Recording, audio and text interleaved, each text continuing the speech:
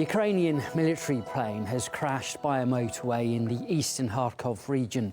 The death toll has risen to 26 after one person died in hospital. Only one person has survived the crash and he is in a critical condition. RT's Ilya Petrenko spoke with Kevin Owen about the details. The plane was carrying 7 officers along with 20 flight school cadets. Originally, there was supposed to be 28 people on board, but one cadet was not allowed on the plane. Now, it was reported by officials that the pilot reported a failure in one of the engines before the crash. An investigation has been launched. Soon after the crash, the plane was engulfed in fire and emergency services rushed to the scene along with officials and also the personnel of that military school. And this is what we heard from them. When emergency units arrived, the plane was on fire. Everyone who was inside died. 2 people were taken by ambulance to Kharkov.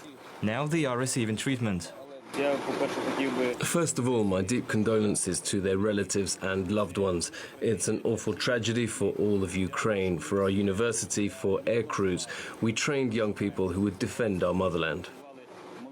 Yeah, so many young lives gone there again, and it happened. I was looking at the pictures coming through here on the stream, very close to a busy road, busy motorway. You see a lot of people there, fire engines, of course, but it was literally just a couple of feet all on fire from that busy road, yeah, i.e. it could have been a heck of a lot worse if it'd come down just a few feet further on and hit the road and the cars. Well, the first thing that comes up in your mind is the suggestion that the pilot could have tried to land on that motorway, but that wasn't the case. But still, you can imagine all the cars trying to dodge the burning parts. And the plane crashed only a few kilometers away from that military airport. It was only a training flight. So again, just because there were cars on that highway, there were plenty of witnesses. They were talking about a massive fire and, again, like I said, burning parts being thrown around. This is exactly what we heard from one of the witnesses.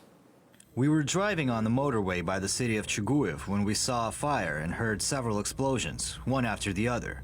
At first, it was not clear what was burning there, but then cars had to change course as the plane was burning in pieces right on the road.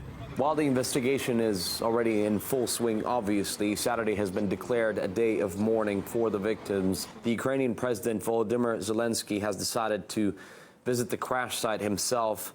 A massive tragedy for Ukraine, that is.